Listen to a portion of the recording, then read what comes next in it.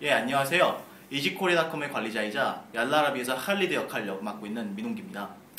이제 아랍어 어학연수를 현지에 오면요, 뭐 이집트건 요르단이건 어디를 가도 크게 아랍어를 공부하는 방법에는 어학원 다니기, 과외하기, 그리고 언어 교환이 있습니다.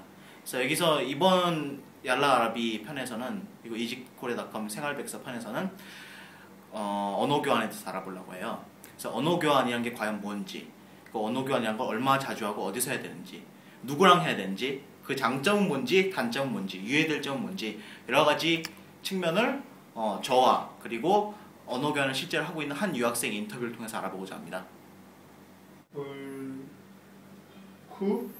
몰고 가지는 지는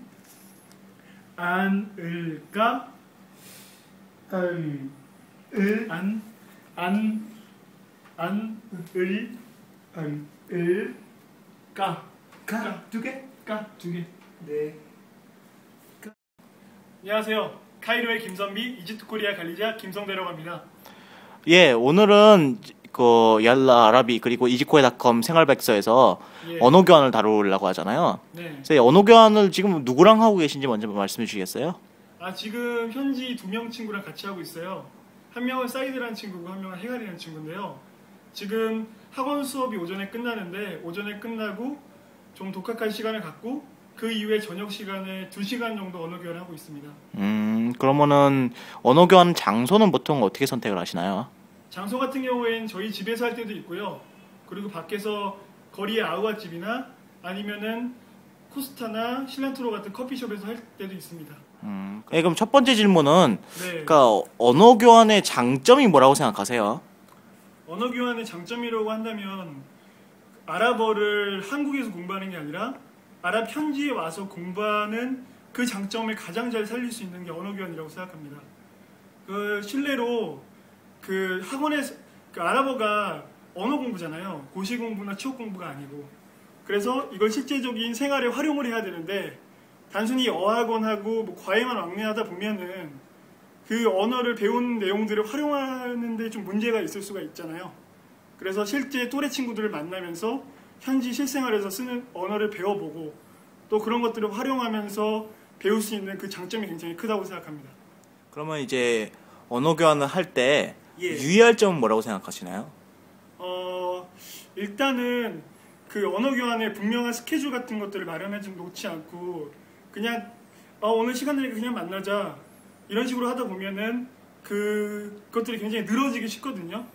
그래서 뭔가 언어 교환의 효율성을 극대화시키기 위해서는 친구와 같이 스케줄을 조율을 해가지고 정확한 시간 일정 같은 것들을 미리 확립해 놓고 이런 식으로 언어 교환을 하는 게 여러모로 도움이 될 거라고 생각합니다.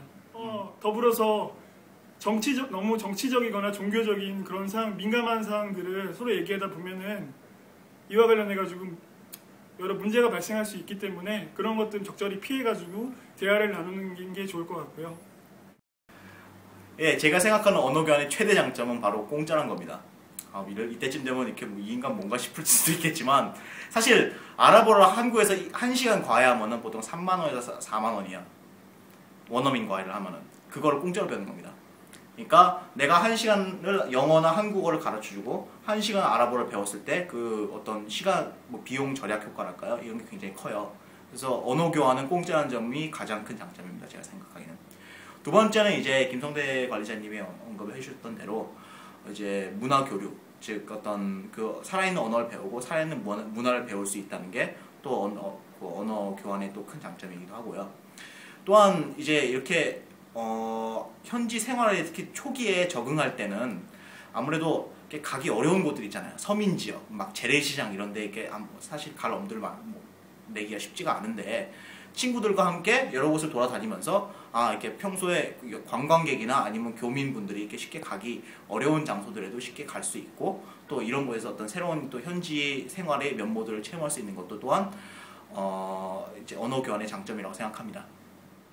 하지만 언어 교환이란 게 사실 다른 어떤 문화권에 있는 사람과 직접 1대1로 만나서 1시간 내지 2시간 또 어떤 정해놓은 스케줄에 따라서 움직이는 거기 때문에 그만큼 상대방에 대한 문화적인 배려라든지 아니면 기타 이제 인간관계상의 배려가 필요해요.